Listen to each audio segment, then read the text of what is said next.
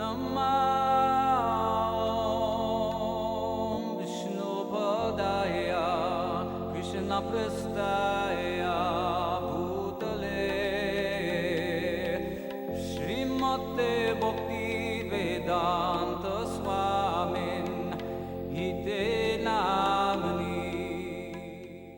was in Srila Prabhupada's darshan room, and it's a really impressive room.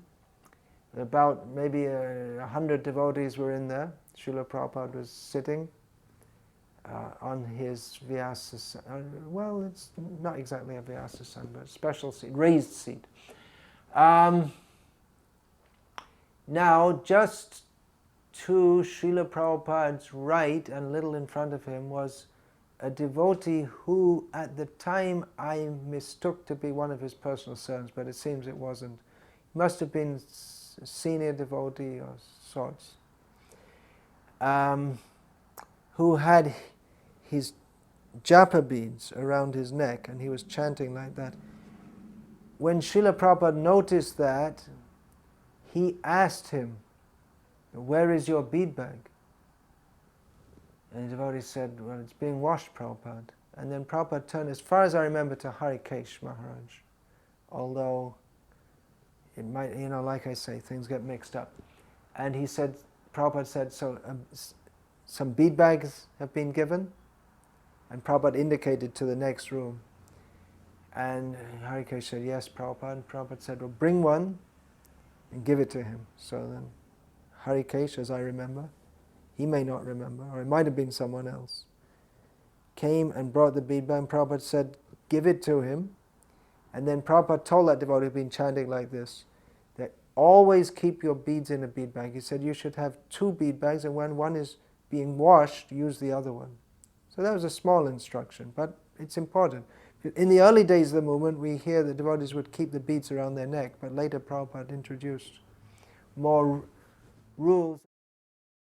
Some of the women, myself included, we had made some decorations for the top of the altars. There was a Concha Club wheel and lotus.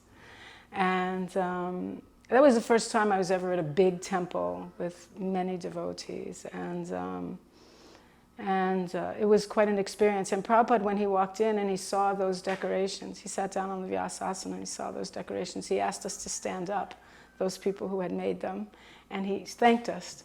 And I thought that was so nice. There was thousands, it seemed like there were so many devotees there, but he acknowledged us and he said, "Thank you very much." And then he had a conversation. He asked, with the whole audience, he asked the devotees there, "Is everybody chanting their 16 rounds?" Just kind of out of the blue, he asked. And he said, "Is anybody chanting their 16 rounds?" Everybody just was silent. No one said anything. And then he asked again. He said, "Is anyone fibbing? Are you sure you're all chanting 16 rounds?" And so then a few hands went up here and there. "Well, maybe I'm not, And in particular, there was one devotee who years later, maybe because of this, I found out was Bhaktidas Prabhu, who was on a ladder next to Prabhupada's Vyasasana in the doorway painting. And so his hand was up. Prabhupada said, "But Prabhupada, I'm, working hard to make Krishna's temple beautiful. And sometimes I'm only sleeping 4 hours a night." And Prabhupada said, "Then sleep 2 hours." He said, "But somehow or other, you must chant 16 rounds. And then he said, "It's not very difficult." He said, "Only an hour in the morning, an hour in the evening. What is so difficult?" And he said, "Maya is on the back side of Krishna. You do not have to go looking for Maya. Simply you forget Krishna, and Maya is there." So that was very sweet. There was a Guru Puja Kirtan, and I had positioned myself halfway between the singer and Srila Prabhupada. Now, Prabhupada's Vyasasana was to my left, and then the microphone was maybe 20 feet in front of Srila Prabhupada's direct sight. So I won't say the names of the devotee who was leading the kirtan for posterity's sake, but anyway, they had a reputation of being a kind of an orchestrated kirtan approach. And they were very, I would use the word proud of their kirtan, the way they did it. And the kartal players were all really intense, and they had everything orchestrated really nicely. So the singer steps up to the microphone, Srila Prabhupada's there, and Srila Prabhupada was usually very meditative when he sat on the Vyasasana and all the devotees were singing Sri Guru Charana Padma. So the devotee, steps up to the microphone, and he had a good voice. He was actually a good singer and a good performer from that perspective. He steps up to the microphone, and all of his trained kartal players and mridanga players were all around him, and he steps up and he goes, Sri Guru Charana Padma. He was totally into it, and all the kartal players, mridanga players were like totally into it. And Srila Prabhupada was sitting there, and his eyes opened up, and he said, "Stop the kirtan." And everybody froze. The kartal players froze. The singer froze. It's like literally his mouth is open, because I had such a great vantage point. I was not far from him and not far from Prabhupada, and it was just like, stop the film right there in that frame. And just for a moment that seemed like, I'm sure in the singer's mind, an eternity, then Prabhupada said, Nitai Chand Goswami was standing like in front of me. So Prabhupada went like that. He said, Nitai Chand, you lead kirtan. And so Nitai Chand was like, okay, Srila Prabhupada. And someone handed him a mridanga, and then he started to lead the kirtan. So what I took away from that experience, I mean, that visual is permanently in my heart, because I like to lead kirtan. I have led kirtan before. I've led kirtan for Srila Prabhupada. But what I took away from that memory, as long as I'm alive, is that Srila Prabhupada, first off, was very particular, very concerned about our mood in leading kirtan. It is Jagnai Sankirtana Prayer. It is our sacrifice to please the Supreme Personality of Godhead. So Prabhupada was particular about the mood in which we were approaching the glorification of Guru, glorification of the holy name. So what I do now to this day is I pray to Lord Nrsimhadev before I lead a kirtan. I formed a little prayer that, my dear Lord Nrsimhadev, on the altar of your lap, may I place my Hiranyakashipu-like pride, and may you tear it asunder with your transcendental nails. Because I could see that Prabhupada did not like any trace of pride or any kind of orchestration or seeing it as a musical performance. He wanted it as an act of devotion. When Prabhupada gave me Gayatri Mantra, so I got first initiated through the mail. And for second initiation, I got to get Gayatri Mantra from Prabhupada directly in Philadelphia. So there was a huge initiation that morning. About 75 devotees got initiated. And at that initiation, Prabhupada didn't like a lot of the names that the sannyasis had picked out. At least 3 times he changed the name. And the 3rd time he looked at Brahmananda and he said, "Where have you gotten these names?" That was a really interesting lecture too. Prabhupada in that lecture was talking about a Jamil. And one of the devotees was reading, the book hadn't been published yet, and they were reading the translation. And they said, a Jamil called out 3 times, "Narayana, Narayana, Narayana." And Prabhupada said, 3 times? I did not say 3 times. He said, 1 time. He said, "Once is sufficient, Narayana." That was in that class. Anyway, during that initiation, Prabhupada changed at least 3 of the names. One of them I remember was Bubrit. And I forget the original name, but when Prabhupada changed it to Bubrit, he said, Bubrit means one who carries all the planets on their head. And the other name the sannyasis had given, he said, that means one who carries a heavy load. What was really interesting then, we were staying at the home of one Indian family, and the woman had been chanting 16 rounds, getting up early, offering her food for 3 years, but her husband wasn't favorable. And the temple authorities wouldn't recommend her for initiation. So she had gone to Prabhupada personally, and Prabhupada accepted her.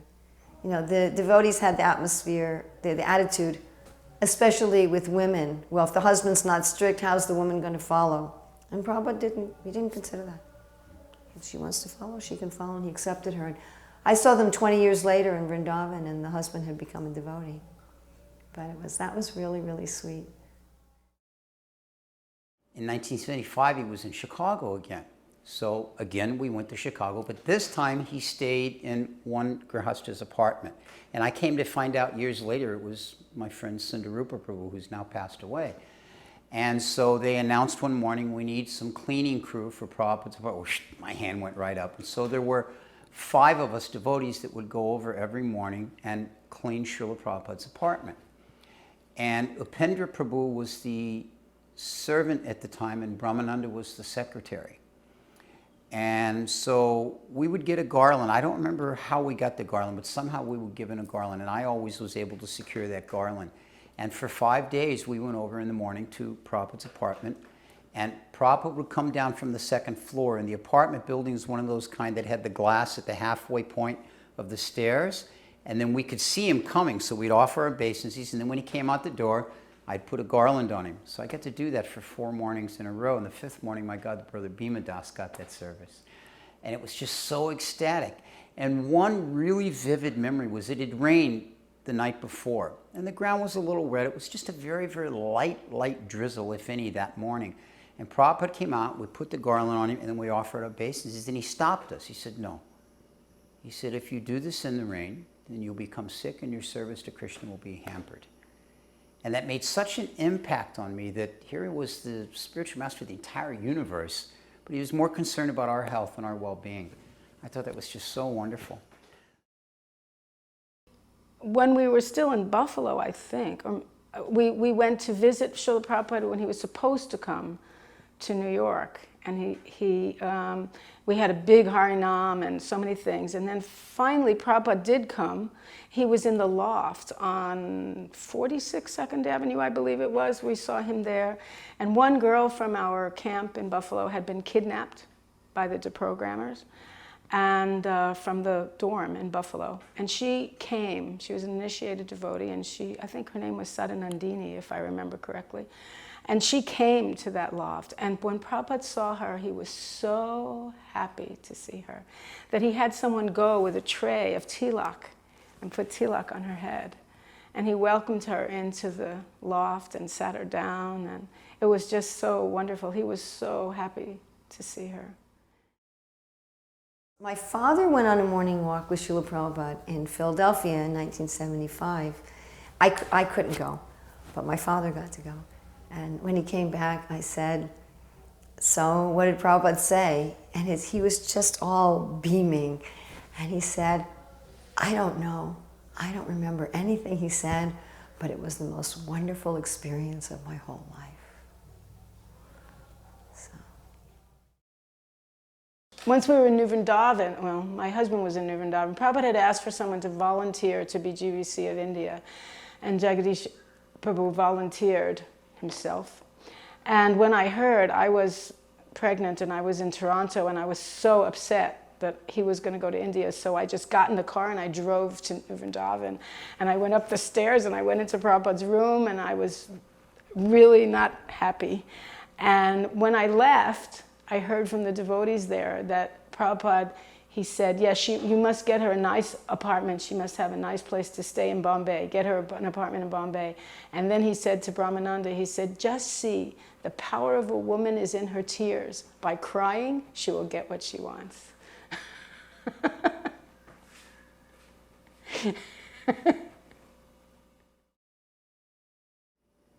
The reporter came from one of the Chicago papers to do an interview for no, it wasn't a paper, it was a television station, to do the interview. I think that was the famous, controversy with the women's lib interview. I don't remember which, I wasn't there for that part. But that night, Prabhupada had darshan in his room, and Upendra was very kind to me and let me get in on all these things. And so I was sitting in the room there with a handful of devotees, maybe a dozen or so, and Prabhupada was having darshan, and so then everything finished and the devotees were leaving.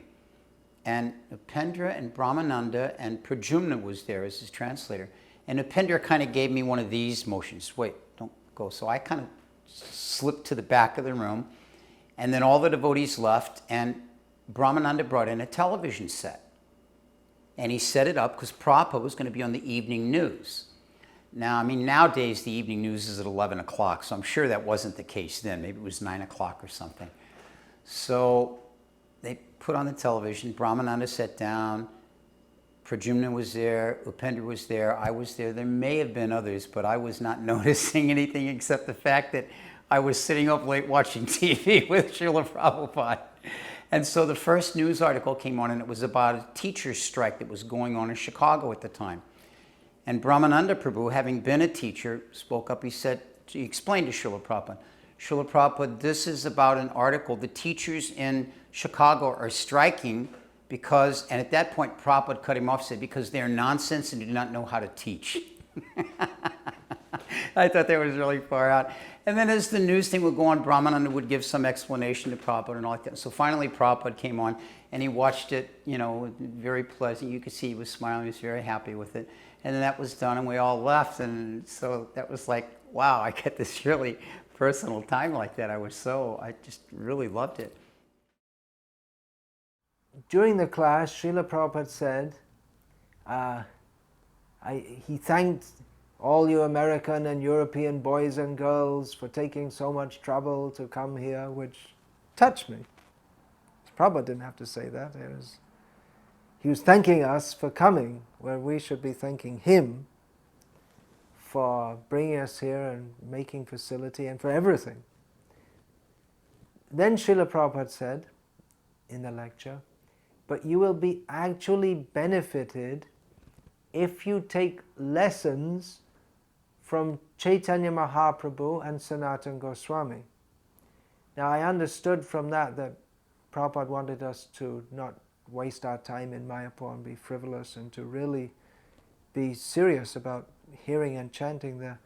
But at the same time I wondered, how am I going to take lessons from Chaitanya Mahaprabhu and Sanatana Goswami?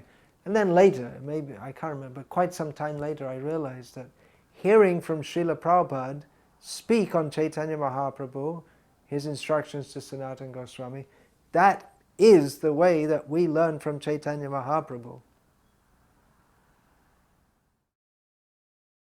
And Prabhupada was very concerned about us. Actually, in 1974, we went to Mayapur, to basically the first Mayapur festival. And at that time, I was pregnant. And Srila Prabhupada was so caring that he set up a whole tent where cooking could go on just for myself and other women who were pregnant or had children. He had them make milk special for us and bring it to us in a bucket. And he was very, very concerned that we would be taken care of nicely. I have another kirtan instance where I was leading. Prabhupada was it was again in Vrindavan, Prabhupada was to lecture in Hindi. He had some Indian dignitaries coming, and there was a group. There weren't a lot of devotees around. There were some devotees, because Prabhupada's entire lecture was going to be in Hindi. That was announced. Anyway, they wanted kirtan to be sung while Prabhupada was entering. So I was leading kirtan, and again, kirtan is not something that you get mental about. Kirtan comes from the heart. There's an old Sufi saying that which comes from the lips does not go past the ears.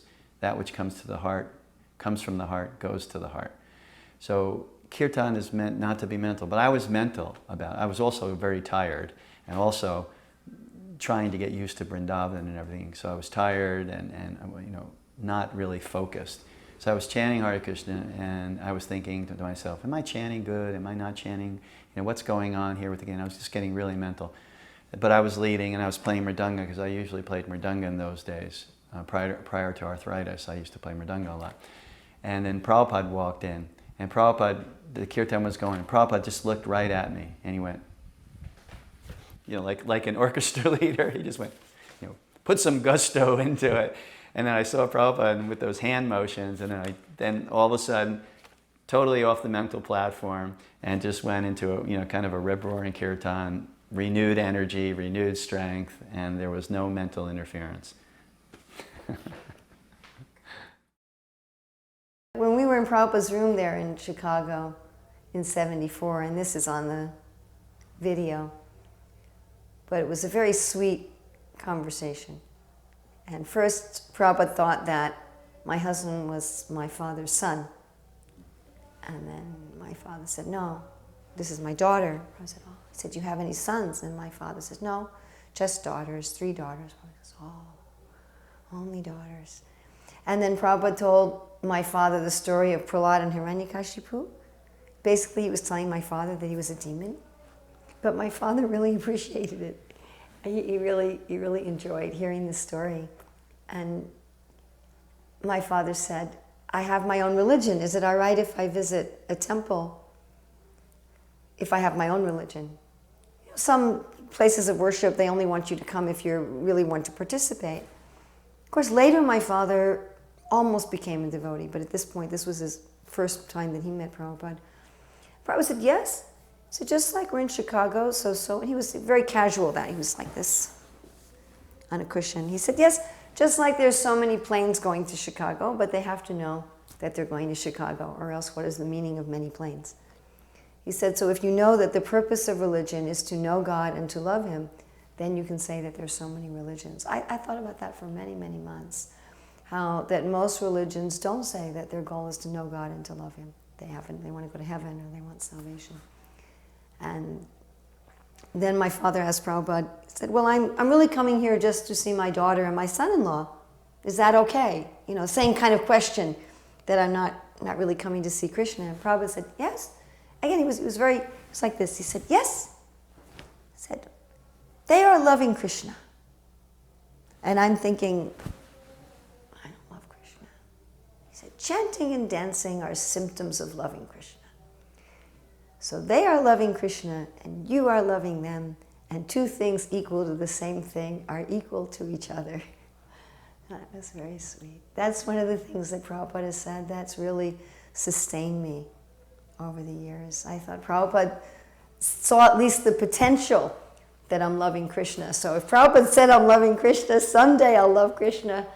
And it also really guided me in my relationships with my family, especially at the last days of my mother's life, when I was thinking, if I can just get my mother attached to me, and then gradually move that into an attachment to Krishna. And my father also asked at that time, he said, why are you so anxious to give everyone your food, even if they don't know anything about your philosophy? And Prabhupada said, do you believe in infection? And my father said, yes. And Prabhupada said, just like if you eat the food of a sick person, you'll be infected with their disease. And in the same way, if you eat the food that Krishna's eaten, you'll be infected with Krishna's disease. So that was really wonderful. And when we walked out of the room, my father looked at me. He said, now I understand why you've joined this movement. This is a genuine holy man. So that was very nice. After Delhi, Prabhupada went to Vrindavan, and Prabhupada was lecturing at Fogal Ashram. The temple wasn't built, and Prabhupada's house was sort of built. The bottom was there. We were eating outside. It was pretty austere at that time. And Prabhupada was lecturing every night under a pandal at Fogal Ashram. And my son was there and dancing. Prabhupada was leading kirtan, and Nirmal was dancing, and he was playing mridanga. And when the kirtan ended, Prabhupada took off his garland, and he instructed one person to give it to my son. And then he started a lecture. You can hear it's on folio. That he started a lecture by saying, see this boy, he's dancing in front of me. He didn't learn that in this lifetime. It must have come from a previous birth. And then he started talking about Maharaj Pariksit and how in the womb he had seen Krishna when Krishna protected him. And then when he came out, he was remembering Krishna from the very beginning. He was always looking for Krishna. And he was worshiping deities from a very small, very, very young age. So that also was very personal for me. But Prabhupada was always very personal. And with my son many times. We were in New York in Henry Street, and Nirmal came in. And he was only like, I think 2, and he had a rash on his neck.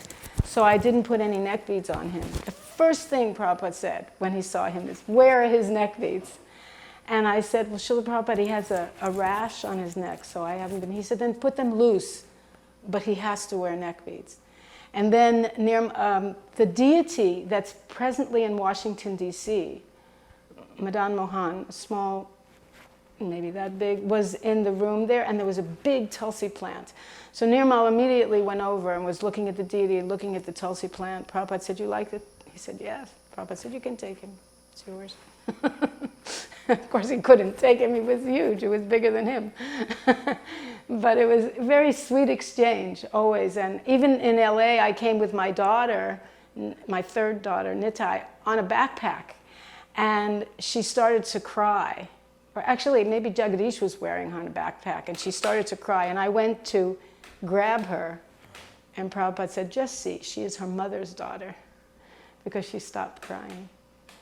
So it was very personal all the time, always very aware of the family and how it fit together and how important it was. He never discouraged, it. Even when I was doing deity worship, we wrote him and asked him, "Well, I'm doing deity worship, I have children." Prabhupada said, just like a busy housewife finds time to take care of herself, put on her makeup, you have to find time to take care of your children and do your seva, do the deity worship. So he told me also, he said the children can start doing deity worship when they're 10. They can polish brass, they can make the garlands, and they can help like that. One night there was a darshan with one musician. I never got the understanding whether this was a person coming to Krishna consciousness or whether this was already a devotee. I always thought it was someone coming to Krishna consciousness that wanted to use their Western rock and roll guitar style in service to Lord Chaitanya. And Prabhupada was very adamant. And the guy kept bringing the point up 2 or 3 times. And finally Prabhupada said, "No." And he pointed, there was this beautiful picture of the Panchatattva on the wall of his room. He said, "You see, Mahaprabhu, kartals and mridanga, that is all." So there was that. I happened upon a darshan in Prabhupada's room. I was I don't know what I was doing. Somehow or other I happened to be up there, and I realized there was a darshan going on. It was a general darshan because devotees were just hanging out the doors almost literally.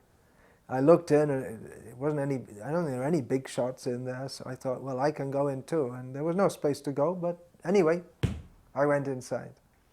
But it was almost the end of the darshan. But the atmosphere was quite different to the classes, where class very grave and very formal, but Prabhupada was just happy to be with his disciples, and they were happy to be with him.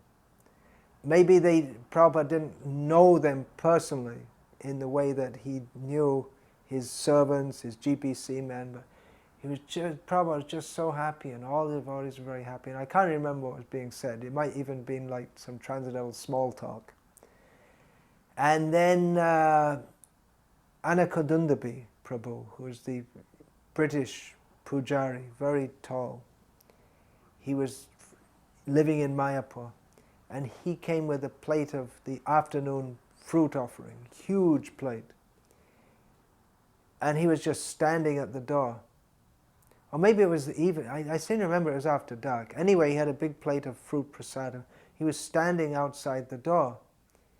And Prabhupada somehow looked over, and he said, eventually, because Prabhupada was sitting, just the door was exactly to Prabhupada's left, so at some point he didn't immediately see him. And then he asked Anakadundabi, because he'd come to bring the fruit to Prabhupada, and Prabhupada said, "Why don't you come in?" And Anakadundabi said, "How can you get in with a big body and a big plate of fruit and so many people?" And then Anakadundabi said, "Well, I'll just give everyone some prasad when they leave." And Prabhupada immediately, a big smile, said, "They will never leave."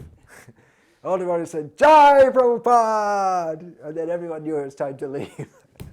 And they got up. That classic, Prabhupada sitting on his, classic pose, Prabhupada sitting on his gadla, what do you call that? The seat on the floor. Yeah.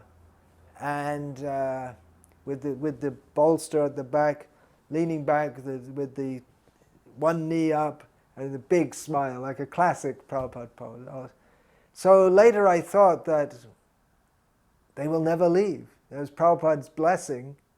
No one can leave Prabhupada, even if superficially some devotees appear to leave. But actually, Prabhupada's caught us. We can never leave him. He's caught us in the bondage of love. So that was Prabhupada's blessing. We can never leave. He won't allow us to leave, even if we try our very best. Prabhupada's caught us.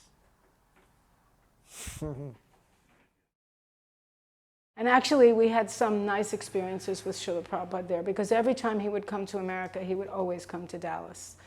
And he was very interested in the children, and he would be very delightful with the children. Very often they'd go to his room and he would give them cookies, or he would give them rasgullas, which were quite messy, and he would hand them out one by one.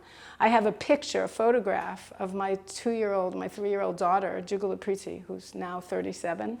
And she had gotten 2 cookies, because she would get a cookie, then go to the end of the line and come up and get another cookie, and then go to the end of the line. So I have this picture of her with Prabhupada, and they're both pointing at each other. And she was asking for her 3rd cookie, and Prabhupada was saying, "This is your last cookie." So then she was a shaved head. And then also Jagdish would introduce each child as they came up. He would introduce them. This is so-and-so, the daughter or the son of so-and-so. And they were going online to get whatever Prabhupada was giving out. And Vaishnava, Bhagavan's son, and my son, Nirmal Chandra, they were online, and they were goofing around. So when Jagadish went forward and he said, "Okay, this is my son," and they didn't pay attention. So although Prabhupada was holding out what he was giving, they weren't conscious of it. They were jacking around. He said, "Just see, they are just like Jaghai and Madhai."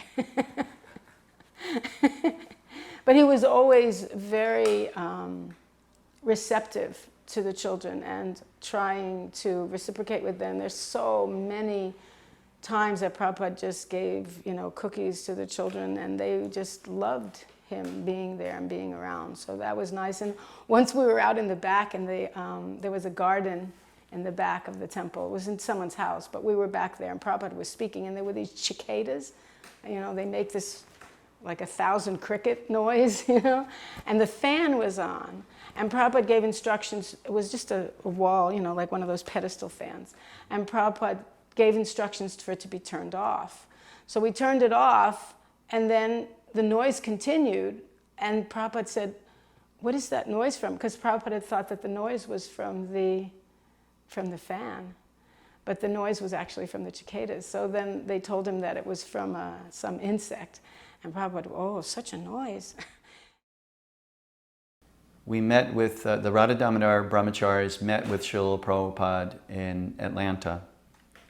Tamal Krishna Maharaj wanted all the brahmacharis on the Radha Damodar party to have darshan with Srila Prabhupada. So we went up to his room. We were all excited. All brahmacharis and a few sannyasis were there.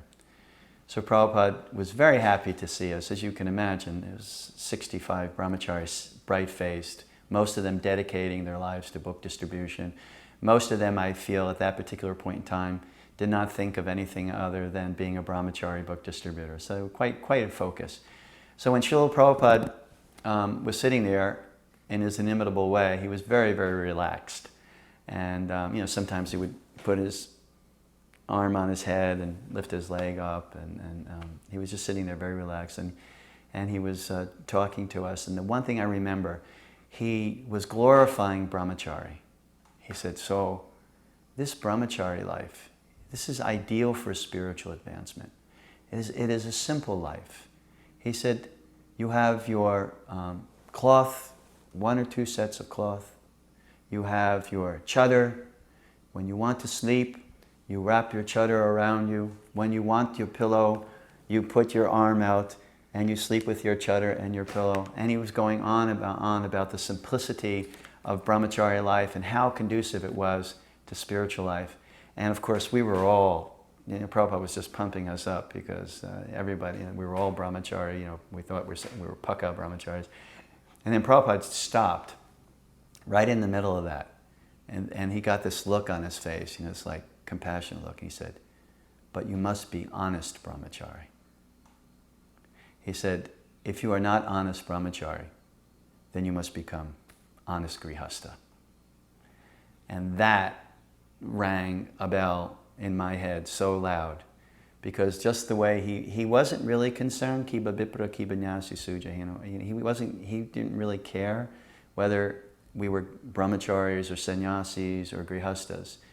He wanted us to be honest in our ashrama and honest in the practice of our devotional service.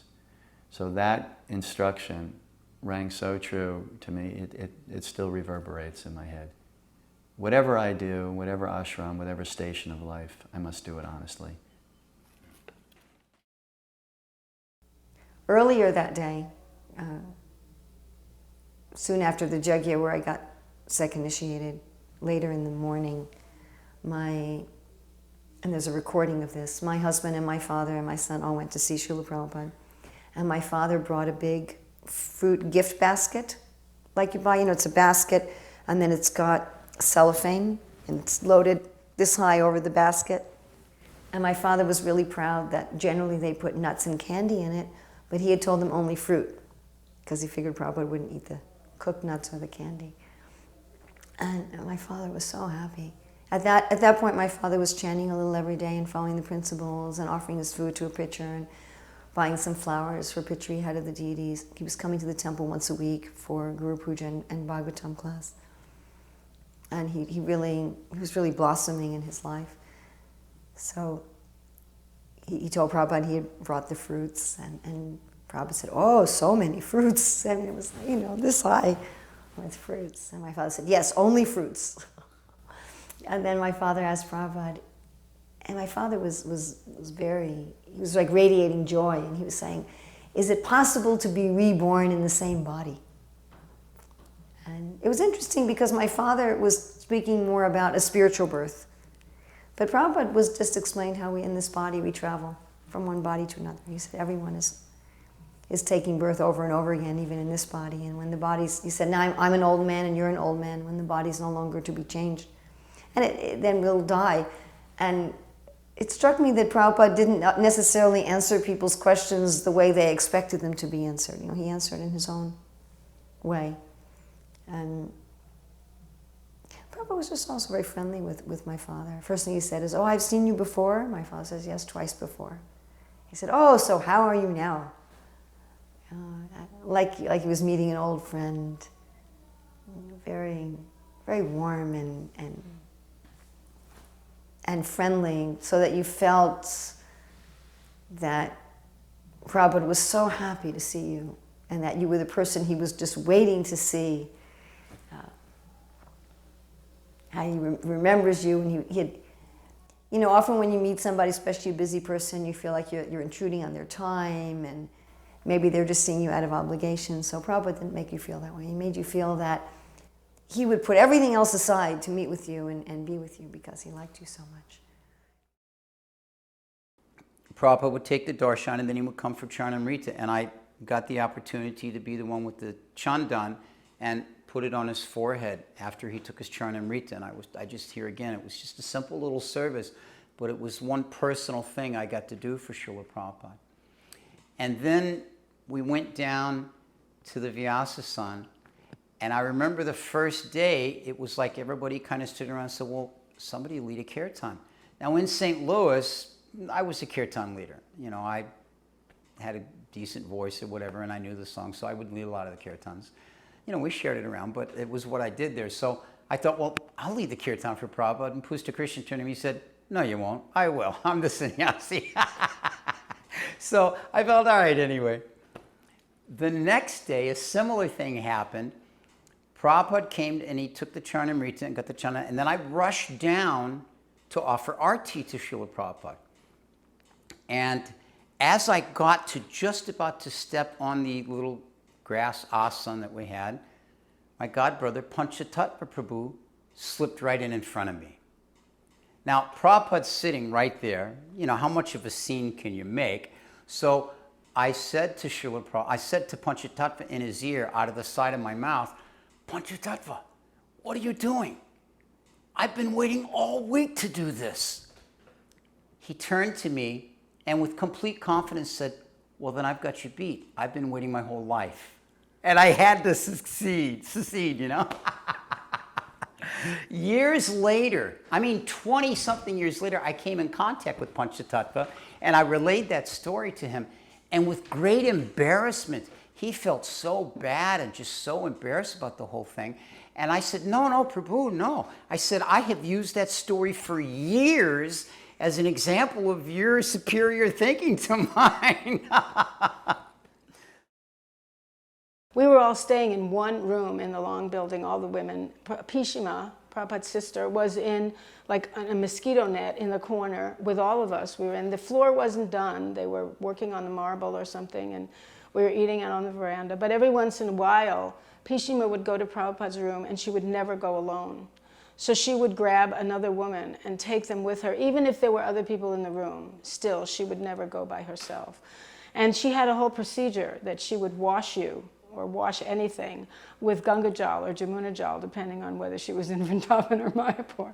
So she would have a little bottle and she'd wash your hand and then she'd grab you and take you into Prabhupada's room. So on occasion, I got the honor of accompanying her into Prabhupada's quarters. And once Srila Prabhupada was speaking in his room in Mayapur, and he was speaking about how in Vaishnava culture, you can always tell a person's position by the way they dress. And he was saying, you know, for example, the brahmachari, he wears a saffron cloth, and the sannyasi also wears saffron, but because he doesn't have the piece in the back, you can tell one is a renunciate, one is not. And the married woman, she's wearing sindoor in the part of her hair, and a widow is wearing white cloth. And then he said something about how a woman who parts her hair on the side, that is another thing, he said. And then he said, but our devotees, they always dress simply. And so then one Mataji, one of my god sisters, she said, but Prabhupada, what happens if your husband gives you very nice silk saris? Aren't you supposed to wear them? And Prabhupada's response was, you should wear them when your husband is around. He said, otherwise, who are you trying to impress? He said, Krishna is not impressed by silk saris. And so she made a face, and Prabhupada saw that, and he kind of said, you know, with his eyes, what's the problem? And she said, well, you know, she wasn't happy. So Prabhupada said they should treat all women as mother. The men should treat all women as mother. And again, this scowl kind of thing. So he looked at, I think it was Pushta Krishna Prabhu or Maharaj who was there. And what's wrong? He said, well, Prabhupada, I think, you know that prayer where they say, whenever I think of sex life, I spit on it? Well, I think they think whenever I think of women, I spit on it. They think that's what it means. So he said, they call them mother, but they don't treat like mother. So Prabhupada thought for a second, and he said, first, let them become free of sex desire. Then let them spit. So that was also very strong there, that Prabhupada wanted us to be seen as mother, not just called mother. If you're from New York, or you know New York, being called mother is not a very respectful term. There's another word that goes with it that usually, but Prabhupada, when he said mother, when he wanted us to feel mothered, or, you know, treated like mother, he really wanted us to be treated like mother. And how a person in Vedic culture treats their mother is reverential. It's reverential. And so having that feeling would make peace, you know, would make everything worthwhile, wonderful. And Prabhupada treated us that way all the time. And so there was never conflict. We never felt bad about anything. Even when Prabhupada told us to stand on the balcony in LA, and, you know, then there was some kerfluffle, and Prabhupada said, just tell them that they can dance on the heads of the men, and then they'll be happy. So, you know, but there's that, the tension comes because of the lack of protection or the lack of reverence that comes with that motherly exchange. And you can't have one without the other. Sometimes we want women to behave in a certain way. But without that kind of feeling of rapport that comes, or that motherly respect of that you give to a mother, it just doesn't come naturally. It's very difficult to fake it, you know. So I was always impressed with Prabhupada's personal dealings with me and my children. He was always very, very willing and warm. In one of these Prahlad Maharaj classes, Srila Prabhupada said that a mother feels the pain of her child more than the child personally does, which seems impossible, because the physical pain that is felt by the child, the mother doesn't directly feel that. But the sense of suffering, that she loves her child so much, that even though the child is physically feeling pain, the mental pain that the mother feels because the child is so dear to her, she actually suffers more than the child does. She's so concerned with the child. So Srila Prabhupada, in the same way, was so concerned with the conditioned souls. They don't care. He tells them he tells them that you can become a dog in your next life, and they say, "Oh, great!" And Prabhupada says, "Well, I give you my blessing." But actually, Prabhupada's not blessing them to become a dog, but he's just trying to do whatever he really is actually suffering. We can understand from this. He actually feels the pain. That we're so dull that we don't feel it ourselves. Prabhupada feels that we're separated from Krishna. How can you be like that? He's just trying to wake us up any way. Prabhupada is trying to do that. Again, in Atlanta, I was there with Srila Prabhupada, and I didn't get to go on any morning walks. They were kind of restricted. Maybe 4 or 5, handful of devotees went. But I thought what I could do was position myself to at least see Srila Prabhupada prior to his going on the morning walk, maybe say something to him or whatever. So I was pacing back and forth in front of the Atlanta temple, chanting my japa and kind of keeping a lookout for Srila Prabhupada. And the car came up, so I knew that this was not a bad position to be in. But I was pacing back and forth, so on my back leg of my pacing, Prabhupada he came out and he walked like the wind. He was very rapid in his pace. So I was on the back end of my leg of japa, and Prabhupada came out and he went right into the car. And I turned around, I kind of ran, and he was at a distance away, and I thought, oh my God, I missed my opportunity. And so I paid my obeisances, because at least I had a glimmer of Srila Prabhupada for even that fleeting moment. And the windows were up, and I really couldn't see into the car. And I paid my obeisances, and I thought, wow, I really missed my opportunity.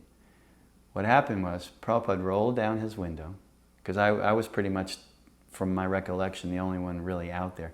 Prabhupada rolled down his window, and he leaned out, and he waved to me. And then he got back and, pulled back into the car, and he rolled up the window. And I thought, he didn't have to do that. Who was I, this new brahmachari?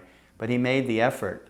And I can understand that Prabhupada was so personal, so personable, so personal, that even he saw one of his disciples, and he just took the time to roll down his window and wave to me. Insignificant as it seems, it really struck a chord in my heart. I did have one very interesting incident in Dallas.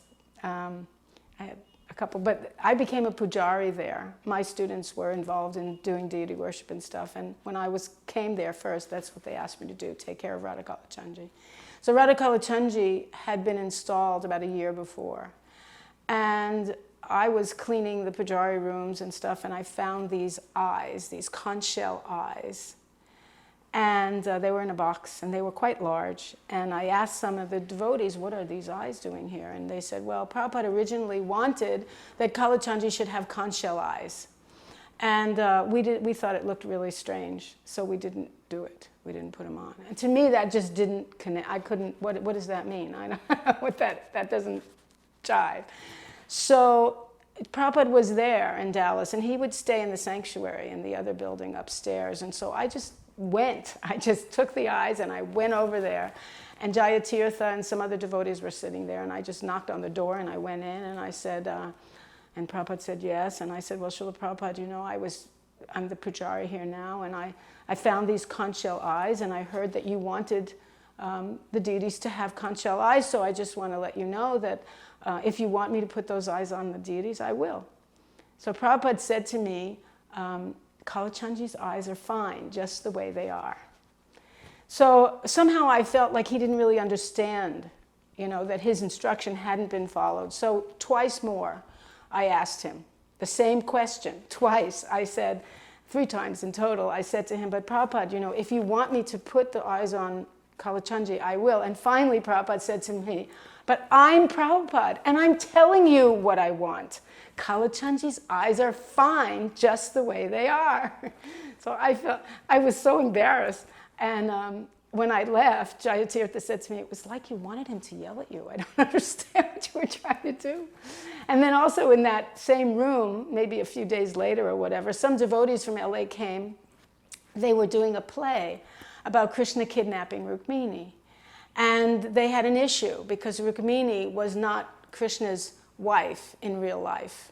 And so the script said that Krishna was supposed to pick Rukmini up by the hand and bring her on a chariot. And they were concerned that how could this man touch her hand if they weren't married to each other? Things have changed a little bit since then. But when they asked Srila Prabhupada if it was okay, Prabhupada's answer was very interesting.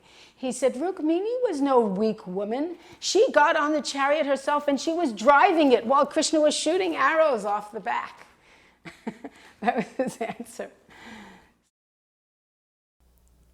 Also in 75 in New York, as the story I was telling it the other day, and Mahamaya's told the story in her book. There were about 15 or 20 of us there, and each of us remembers it a little differently. But this is when Prabhupada was leaving from the airport in New York to go to London. He had just been passing through New York for a few days, and devotees went to the airport in front of Prabhupada with flowers. Now, evidently, a lot of the cars got stuck in a traffic jam. People went in different ways. So very few devotees made it to the airport. It was a small, intimate group, 15, maximum 20 devotees. I'd say probably 15. And we were sitting with Srila Prabhupada in the VIP lounge, which was under construction. So there were nobody else there. There weren't any other business persons or anything. It was just Srila Prabhupada and us. And Prabhupada was sitting on a sofa. I was sitting to Srila Prabhupada's left. So Prabhupada was sitting in the middle of the sofa, and I was directly sitting by the armrest. And my oldest son at that time was 3 months old, something like that, 3, 4 months old. And Prabhupada was first making what I'd call small talk with the devotees there that he knew well. People like Kirtanananda, Shilavati, Satyabhama. He was asking about their families, how they were doing, what they were doing. It was a very, again, casual, like exchange between friends, and I was wishing that I had that kind of intimate relationship with Prabhupada that the very, very early devotees had. And as I said, we brought flower petals to the airport, so the devotees had put flower petals all through the airport. And evidently the devotees had come in through the back door, because the devotees who'd come with the flowers had normally done book distribution at the airport, and they'd come in the back door. So the flower petals were not just in the main area of the airport, they were all through the corridors of all the offices in the back part of the airport. And it was an airport official arguing with our GBC, Rupanuga, in the back of the lounge about cleaning up the petals. At a certain point, Prabhupada said, what's the problem? And it was obvious the man was really agitated. And Jayadvaita, who was a brahmachari at the time, said, oh, Prabhupada, they're complaining about the flower petals. They want us to clean up the flower petals. And we never cleaned up the flower petals. We didn't think about public opinion at that time. And Jayadvaita said, oh, Prabhupada, there's so many cigarette butts everywhere. And they don't complain about that, but they complain about the flowers. You know, nowadays you can't smoke in an airport, but in those days you could smoke and people would just throw the cigarette butts everywhere. And there was somebody having to go through the airport constantly to clean that up. And then Prabhupada told the story about his godbrothers preaching in Burma and how the local people couldn't tolerate the smell of ghee, cooking in ghee, which is, we think of it such a sweet smell. But they would take dead animals and preserve them in such a way that their flesh became liquefied, and then they would drink that as a very special beverage. And so the idea of what's night for the self-realized soul's day for the common man. But Prabhupada told that story with such humor. It wasn't that he was criticizing the people, it was more with kindness and love and compassion. But at the same time, it was very light, and we were all laughing. In one lecture, Srila Prabhupada spoke about the cruelty or how heartless demons can be, and he recounted an incident which I guess you could say it's like an ordinary, everyday kind of incident, but Prabhupada had remembered it all these years from his youth in Calcutta. He saw that one man had cut the throat of a chicken, and his son was crying. And the father said to the son, "Why are you crying? It's nice, it's fun." And probably in the next, I'm just adding my own little thought here, that probably in the next generation, the son who's now grown up, will cut the throat of a chicken and say to his son, the parampara of demons goes on in this way. So in this way, the father was training his child. Anyway, Prabhupada said, he just gave this as an example, that how cruel people can be. And Prabhupada said, when he said the word cruel, he just said it maybe 5 or 6 or 7 times. Cruel, cruel, cruel. He just said it again and again, and each time with more intensity, that Prabhupada was feeling that. How can they be so heartless?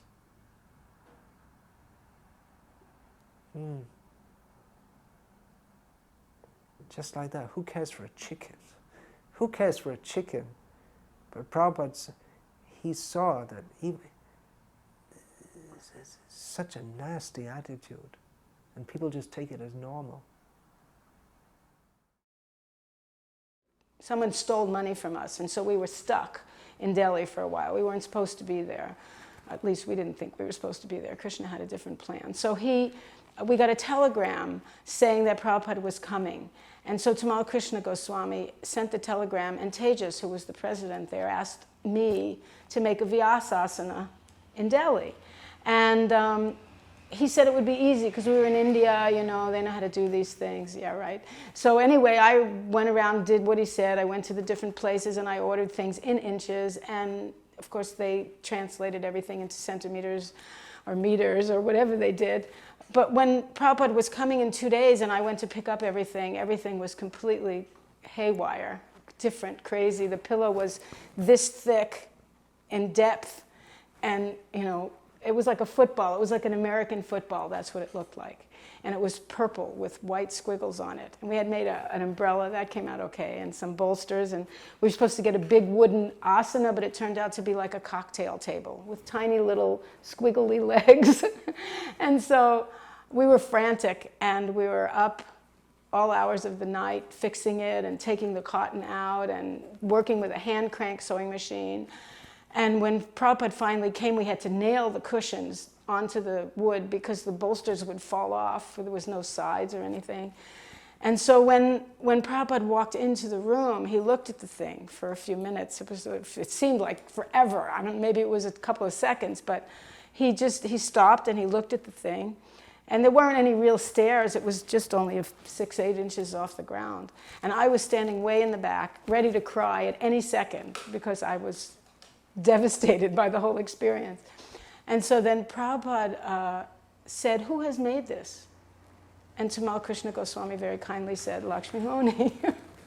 And so Prabhupada sat, and when he sat on the cushion went, it just like flattened, and it made this almost like a whoopee cushion noise. And I was standing there, and he looked at me and he said, "Thank you very much." What I appreciate from that is that Srila Prabhupada, first of all, he saw only the good. He saw the effort. You know, he saw that that I had tried and that I had wanted to serve him. I had an interest in making him happy. And even though the material energy didn't cooperate, he saw the effort. So that was the first thing I saw. And then I saw that Prabhupada wasn't dependent on anything that we could do to be satisfied, because Prabhupada was completely satisfied. And he was happy to see that, that we were greeting him, that he had an asana, that we had a temple, that the deities were there. And he didn't really need a big chair or a small chair or a purple chair. It didn't really make any difference to him. He was happy. And it was very rewarding for me, because I had never really, the mood in India was different. And I had never really been that close to Srila Prabhupada. I mean, I had seen him a few times, maybe more than other people, because Jagadish, more than other women, because Jagadish was GBC. But in India, somehow Prabhupada was very easily accessible. And he was very friendly. So it was nice, it was kind of like a thanks a lot, As the Radha Damodar Traveling Sankirtan Party, we had to meet with Srila Prabhupada. And this time, Tamal Krishna Maharaj wanted to give him a donation from the party of $100,000. So it was cash. It was a cash presentation that Tamal was going to make. So what happened was, Tamal had the stack of bills. I think they were $1,000 bills. I don't think they make them anymore, but they were $1,000 bills, and they were supposedly $1,000 bills. And Tamal, Tamal is like your consummate MC.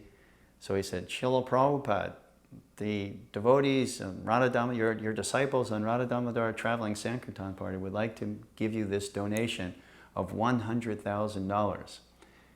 So Srila Prabhupada said, oh. And then Tamal Krishna Maharaj gave Srila Prabhupada the stack of bills. Srila Prabhupada took the stack of bills, and he, like a card dealer, he kind of put them close to his ear and he fluttered them like that. And Prabhupada looked up at Tamal and he said, 100,000? And Tamal got this look on his face, because what had happened is he only had $99,000, and Tamal, in a panic last minute, had a devotee run to the bank and change another $1,000 into a $1,000 bill, but he forgot to put it into the stack. So Srila Prabhupada did that little, and he looked at Tamal, he said, 100,000? And Tamal got this look of panic, and he went to his pocket, he pulled out the other $1,000 bill, and he goes, and he gave it to Srila Prabhupada. During the festival in Vrindavan in '76, there was a big sacrifice. Big means many devotees received initiation. I was sitting there for Brahminical initiation, or what we call second initiation. So the whole yagi was going on. It was April, and it was hot. Akshayananda Swami was doing the sacrifice. He was sitting in the sun, pouring the ghee, and he was sitting so close. It was so hot. It seems to me I mostly remember the heat, but one other thing struck me.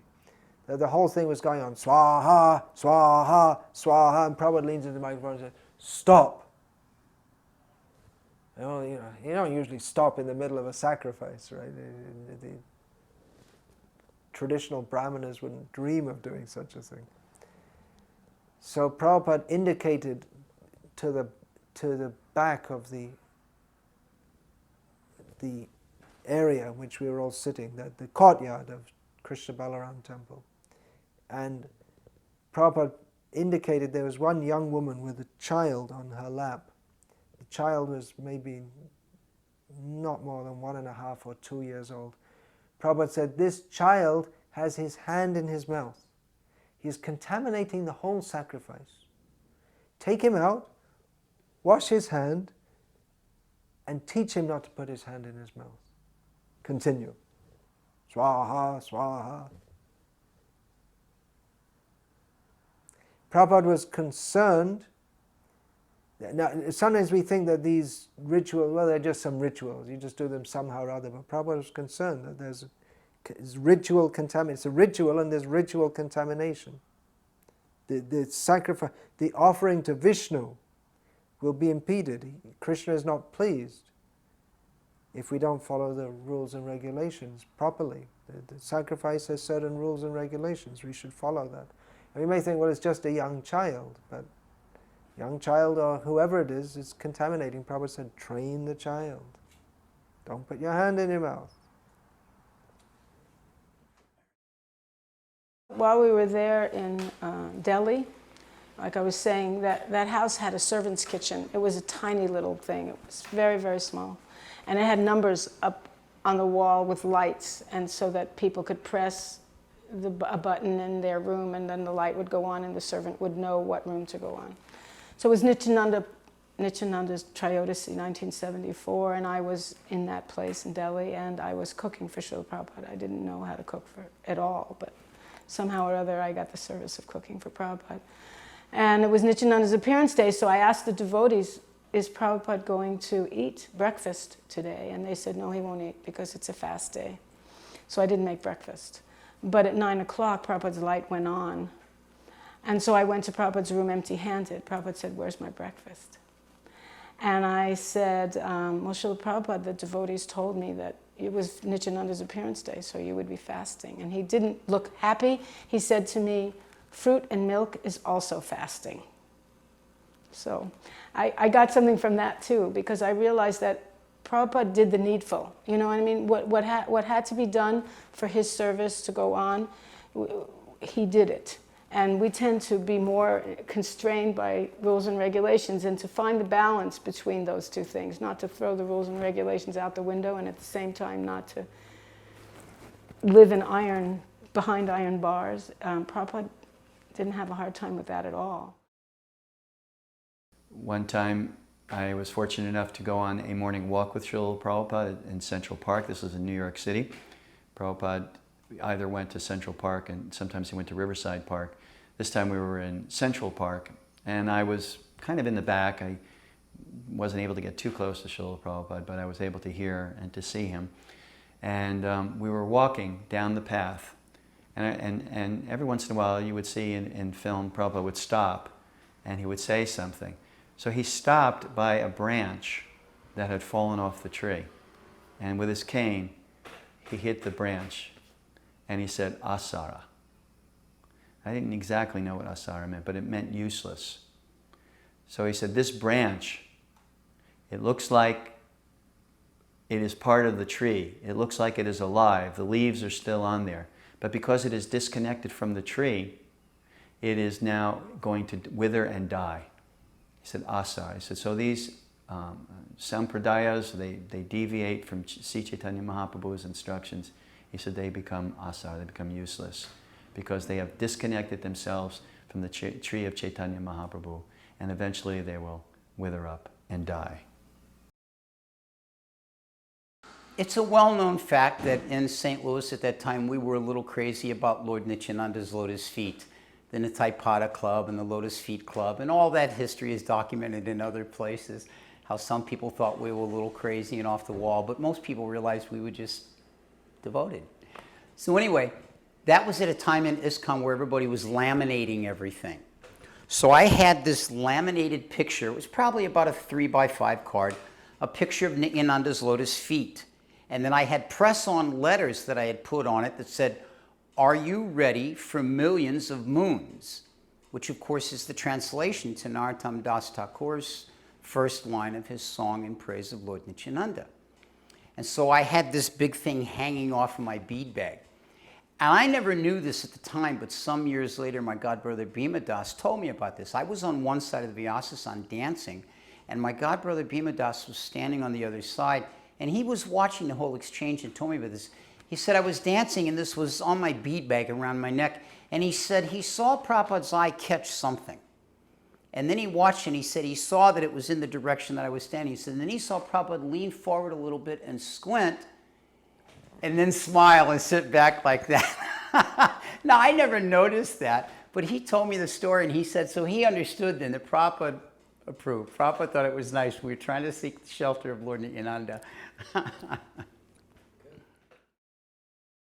So we met Prabhupada up in his room one time there, and it was supposed to be just a meeting between us and Srila Prabhupada, but maybe 40 or 50 devotees came. And what I heard was that afterwards Prabhupada said, you shouldn't do this. He said, if I'm supposed to meet with someone, I should just meet with that person, not that everybody should come.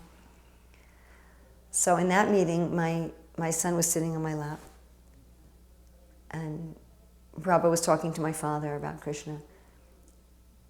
And Prabhupada looked at me and said, just like this mother is loving her son without any expectation of return, in the same way you should love Krishna. And my father said, will loving her son help her to love Krishna? Prabhupada said, no. He said, loving Krishna will help her to love her son. And even now I hear many devotees saying things like, you know, the way you love your family members will help you to understand love for Krishna. But that was not what Prabhupada said. He said, no. You have to do it the other way. He said, if you eat good food, you'll have good eyesight. But if you put the food in your eye, you'll become blind. I always got this mental picture of like sticking carrots in your eyes. So that was very sweet. We were in LA, it was 1974. I was pregnant. Jagadish was Jagadish was coming to see Prabhupada from Toronto because there was one boy who wanted to get initiated.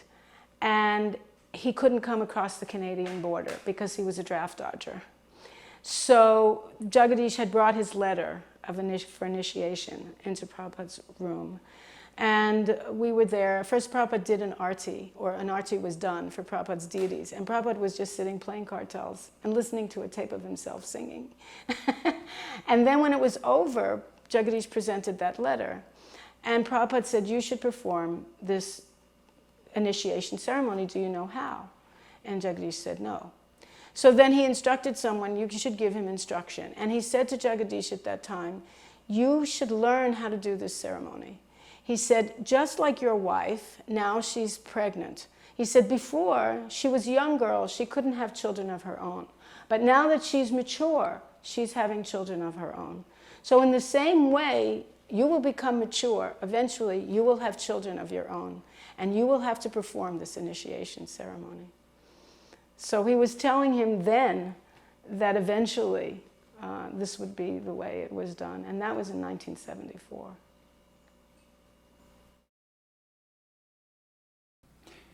Another time we were walking in Central Park with Srila Prabhupada, and we came up behind, I believe it was a museum, an art museum, and there was an abstract sculpture there. And the devotees like to prod Prabhupada a little to get him. And one of the devotees said to Srila Prabhupada, he said, see, Srila Prabhupada, abstract art. Look, this is their attempt at formlessness. And Prabhupada said, but they are using form. They're using form to get formlessness. Just see how foolish. Because they were actually steel girders, and the artist had twisted them up and made it into something undecipherable in the name of art. So Prabhupada made that astute observation. They want formlessness, they want abstract, but they're using form to make their formlessness. Just see how foolish. One event that really stuck out in my mind with Srila Prabhupada during that Rath Yatra parade was when the carts got to Washington Square Park. It was about 4 blocks out, and Subhadra's cart was stopped for some time. And Prabhupada was curious, he became concerned with, so he said to Tamal Krishna Maharaj, go and find out. And so Tamal Krishna Maharaj got down and went and inquired from whoever, was gone for some period of time. And he came back and he got it. Because I was fanning Prabhupada, I was close enough I could hear these exchanges. And he said to Srila Prabhupada, he said, Srila Prabhupada, the problem is that so many people have showed up for the festival, they don't have anywhere to put the carts. And Prabhupada here again, he leaned back and he smiled and shook his head very much. And I just thought that this was what Prabhupada wanted. Fifth Avenue, most important city in the world, New York, Rath Yatra, so many people had turned out. And you could just see Prabhupada was so pleased by this. And I just remember thinking that, years later, as the Rath Yatras would be done, this was what Prabhupada wanted. That's why he was so happy that, all right, there's no room for the carts because so many people have come out for the Rath Yatra. It's like that. During the Vrindavan section of the festival, after the morning program and after breakfast prasadam, devotees would go out in buses to the various holy places in the broader Vrindavan area, and senior devotees would narrate the pastimes that Krishna had performed there and great devotees had performed there, read from Prabhupada's books, like this. Prabhupada didn't personally go out with the devotees. Now one morning, I believe it was the morning we were scheduled to go to Radha Kunda. Srila Prabhupada in the class, he spoke very clearly and straightforwardly, and I found it a little shocking in the sense, well, I'll tell you what he said. Prabhupada said, don't think that you can imitate Haridas Thakur and just sit and chant. You have to be active in spiritual life. And I was somewhat shocked by that because I thought, well, why is Prabhupada saying that? Because, we're not going to leave Prabhupada. I was so naive, I guess. But Prabhupada knew that devotees could be attracted into that which might seem good for them, but we should accept that what Prabhupada gives us is good for us, not what we think is good for us. So after the class, I heard that Prabhupada had said something which later I found in the transcribed conversations which supports this. That Srila Prabhupada had said that don't think that you can just go and sit at Radha Kunda and be a Babaji and just chant. Because what you'll do, you'll just eat and sleep and think of women and money and fall down. That women and money means Kanaka Kamini it's a traditional, it's a standard saying. The Kanaka and Kamini, money and women, these are the two causes of fall down for sadhus. So, and then Prabhupada said there are already enough hogs, dogs and monkeys in Vrindavan. Don't become another one.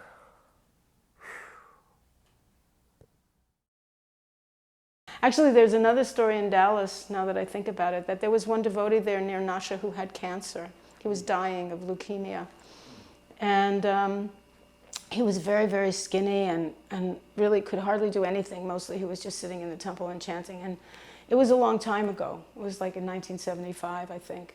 And his parents wanted him to go and get some kind of treatment that would allow him to live for a few more months. He was very reluctant to do it. He didn't want to do it. And Jagadish, again, was serving Srila Prabhupada, and he went in on behalf of the parents and said, Srila Prabhupada, the parents, they're here, they want him to take this therapy. They say that maybe they can give him normal life, a little bit more normal life. Prabhupada's response was, normal life is life without death. Can they give him life without death? He said, the trees, they're standing for 500 years, but what is the value of their life?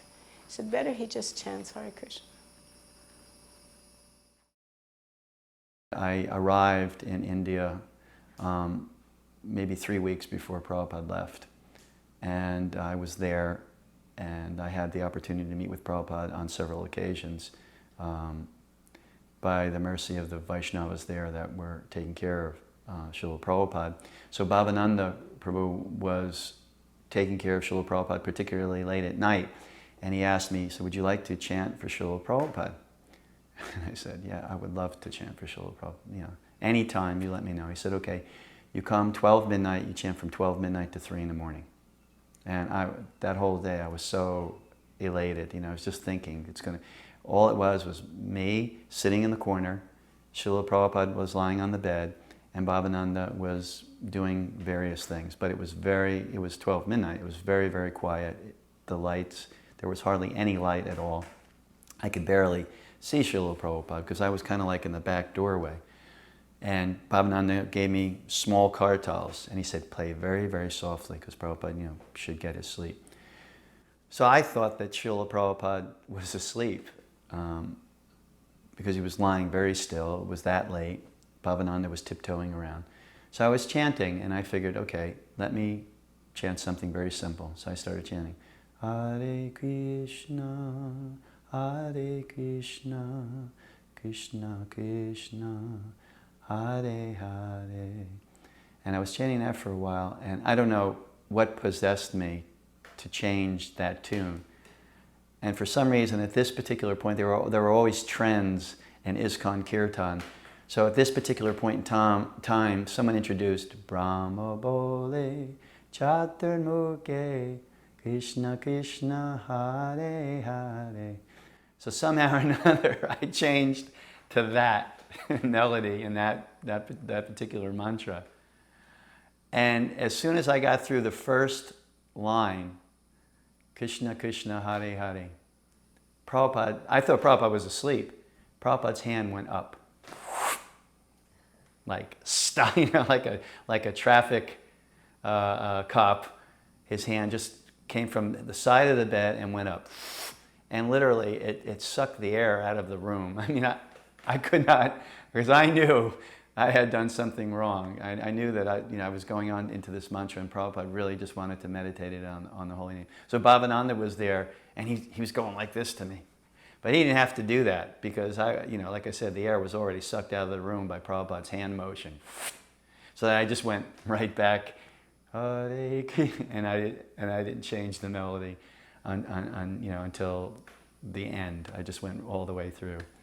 What I learned from that experience is that to meditate on the holy name, we don't need so many different mantras. And Prabhupada encouraged us to chant the Panchatattva mantra, of course, obeisance to Guru, Panchatattva mantra, and to chant Hare Krishna in a simple, meditative way, just like Prabhupada did. He didn't use very many melodies. And every time you listen to Prabhupada chant, it was a total meditation. And that's what he wanted to hear. And that's what I got from that experience. Just keep it simple.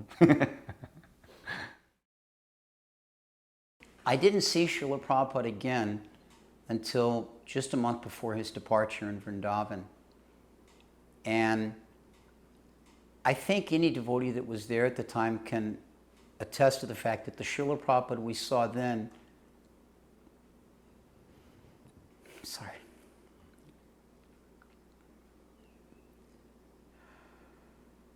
I think any devotee can attest to the fact that the Srila Prabhupada we saw in Vrindavan then was not the Srila Prabhupada we knew.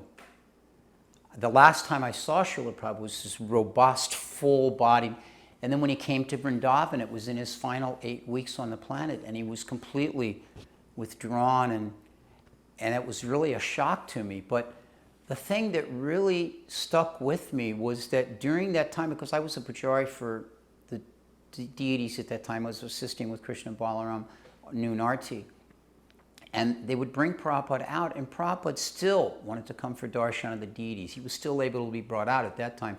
And the devotees would dance, and Prabhupada took such great pleasure in that.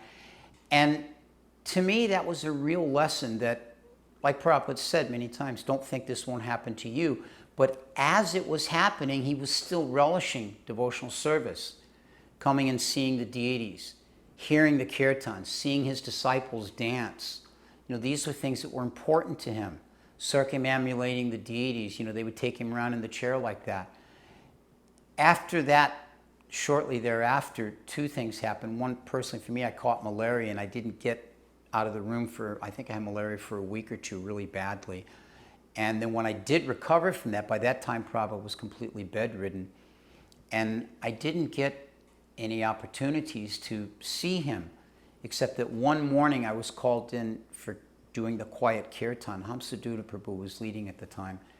And here was Prabhupada laid out, but still he was speaking the Bhagavatam, giving instructions. And we've all seen these tapes, which are just, heart-wrenching when you see them. But here's Prabhupada preparing to leave this planet, but still preaching to us, still giving it to us, still knowing it's what we needed and had to have in his example as an acharya, and teaching us that don't just lay there and die and, you're drugged up or whatever. Grasp onto Krishna and give Krishna. And this is what he was doing all the way to the end. Unfortunately, I didn't have the mature hindsight to stay. I left Vrindavan at that time, went back to America before Prabhupada departed. But, that was my little bit of realization from being there close to Prabhupada Zen, that, just hold on to Krishna even at the very end. In the final days before Srila Prabhupada's departure, it was around 2 weeks before he had departed, the then GBC of New York, Adhikeshava, wanted me to have some darshan with Srila Prabhupada. I had been moved from New York Temple and taken over the Adhikeshava, asked me to take over the Puerto Rico Temple. So at that specific point in time, I had been moved. It was almost maybe 10 months prior to my last meeting with Prabhupada. So I was the temple president of Puerto Rico. So Adhikeshava arranged a darshan with me, and Prabhupada was very frail at that time and very weak, but extremely lucid. So anyway, they kind of rolled Srila Prabhupada over to the side of the bed. I sat on the side of the bed, and Prabhupada said, "So, what is your name?" And I said, "Srila Prabhupada, I'm Laksmi Nrsimhadev Das. I'm the temple president of your temple in Puerto Rico." He said, "Oh, Puerto Rico?" And I said, "Yes, Srila Prabhupada." I said, "Puerto Rico is it's a beautiful island in the Caribbean." You know, like Prabhupada didn't know, but I went on to explain Puerto Rico, and I had heard that Srila Prabhupada really liked Hawaii. He liked the climate and the fruits, and so I said, "Srila Prabhupada is very, very much like Hawaii, but it is on the East Coast." And I said, the weather is always beautiful, there's always a tropical breeze, there's wonderful fruits and flowers. I said, "I think it will be a very, very good place for you to come to recuperate." I said, "It's very quiet, and the devotees will take very nice care of you."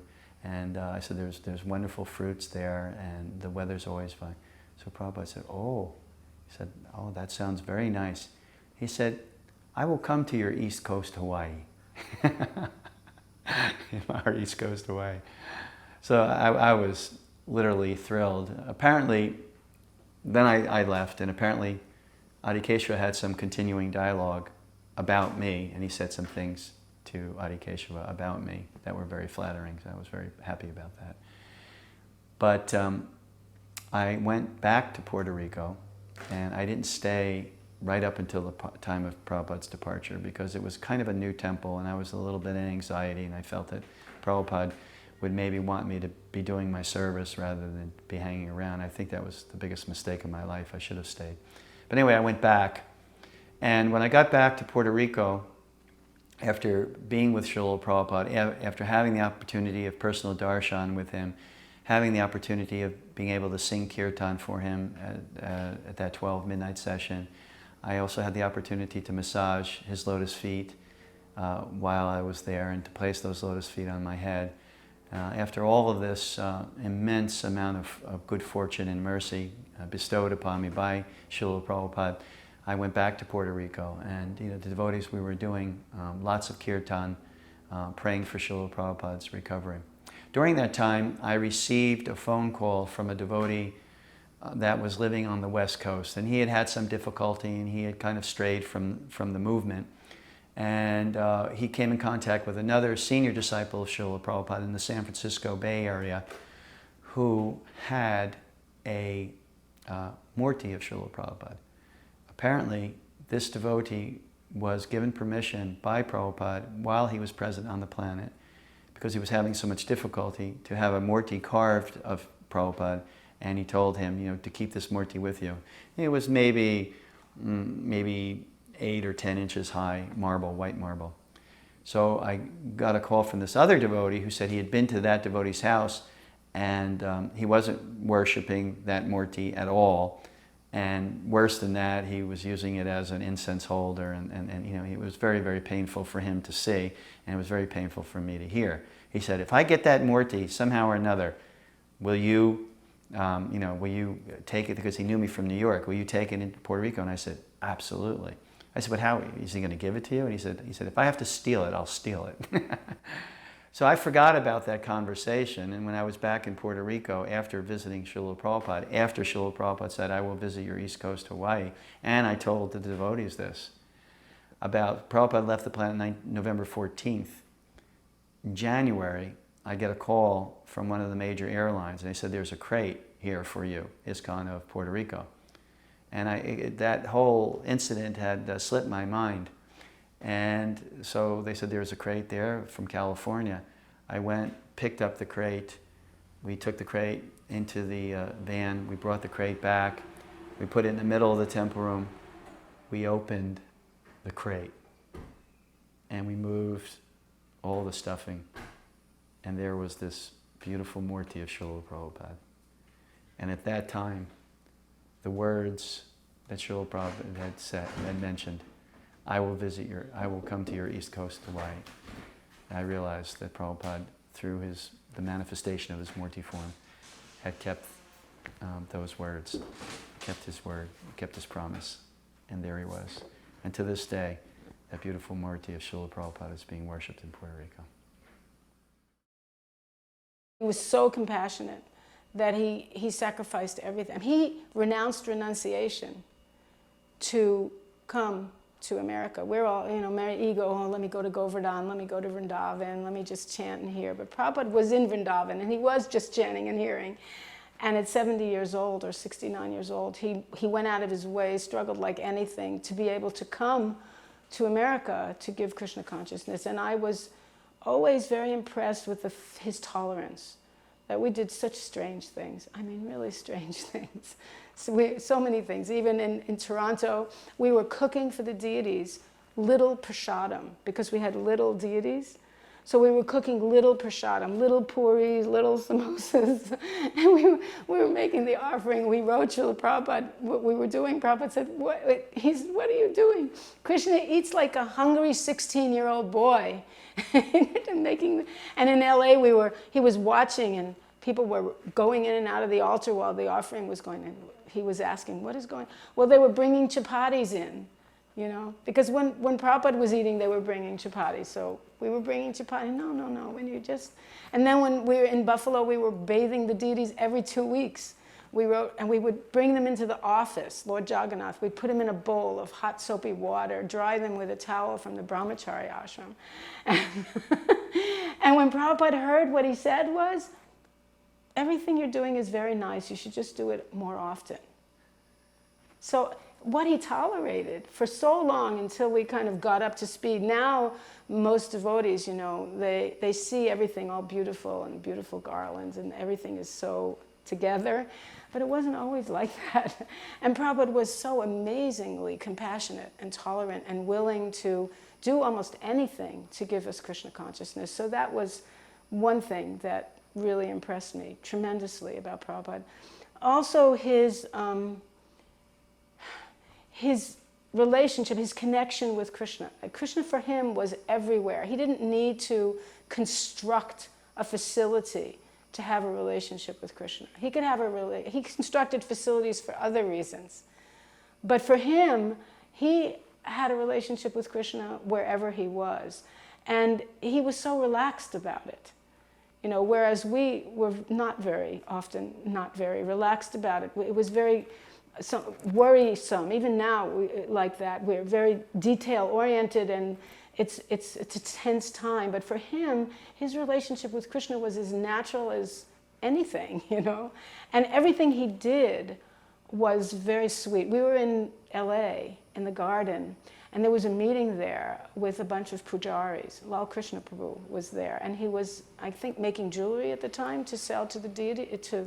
He wanted to start a business. Prabhupada told him he shouldn't make money selling things to the deities, only he could charge for the the materials. So there was a tension because some people were thinking, he was thinking that Radharani should never have her hair show because Prabhupada had told us to bind our hair and that chaste women didn't leave their hair loose. And so he was kind of asking leading questions and he was saying, well, Srila Prabhupada, isn't Radharani the most chaste woman? Prabhupada said, yes. And then he said, so chaste women never let their hair show, isn't it, Srila Prabhupada? Prabhupada said, yes. And he said, so then Radharani should never let her hair show? Prabhupada said, no. And then Prabhupada closed his eyes and he said, sometimes Radharani likes to wear her hair like this. And he put his hand across the top of his head. And he said, with flowers in it. And then he opened his eyes and he said, anyway, you should ask Srimati Radharani what she likes. So that was Prabhupada's relationship with Krishna. It was just let's ask Krishna what he likes, you know? And for us, it's not like that. Of course, you know, maybe someday, but not, at least not for me now. But that was another thing about Prabhupada that was really wonderful for me, was that Prabhupada was with Krishna all the time. He didn't have to construct anything to be with Krishna. So those are two of the things. And the third thing that I liked about Prabhupada was his sense of humor. He managed to, even if he got really angry with you, a few minutes later he'd be willing to laugh at it. And, you know, like when he yelled at me about the eyes, I was devastated. But the next minute he was on to something else and it didn't really matter anymore. And, you know, chant Hare Krishna and be happy. Well, a big reason I joined the Krishna consciousness movement was the philosophy. That the philosophy made a lot of sense to me. And that the lifestyle really gave you a way to be spiritual 24 hours a day. So you could say that I was very attracted to Prabhupada because of what he was teaching, his role as the Acharya, teaching not only a perfect philosophy, but also a perfect way to live the philosophy. But as I said about the first time I met Srila Prabhupada, I saw that he was the Acharya and he was also an individual. You know, we say Guru was one, but still they're individuals. And what I really liked about Srila Prabhupada as an individual was how genuine he was. He was just genuinely, authentically there with you and caring about you. He wasn't putting on any kind of pretense. You know, most people in their social interactions, or we could say maybe all people in their social interactions, we are pretending to be something that we're not. We don't have authentic relationships. Even our most authentic relationships are not fully authentic. We can't really show who we are. Well, first of all, we don't even know who we are. How are we going to show who we are? We don't know who we are. And we're all making this show of, I'm the controller and I'm God in this world. We have our guard up to some extent, and he didn't. And he was just there. I was just there, and this is who I am. And he was loving and casual. What I saw in my personal dealings with Prabhupada, he was very, very casual, very loving, very humorous. And like being with you was the most wonderful thing he could do in the world. That he really enjoyed being with you, that he wanted to be with you.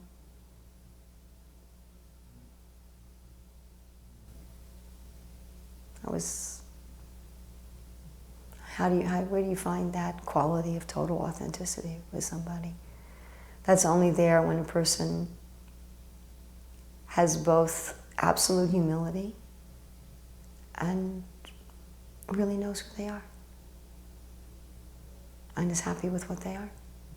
And Prabhupada knows, I'm a soul, I'm a servant of Krishna, and he's happy with that. He has no drive to try to be anything else. And he has no drive to prove himself to anybody or wonder what people are thinking about him by doing this or that. It was very noticeable. It was tangible. Je anilo premadana koruna prachu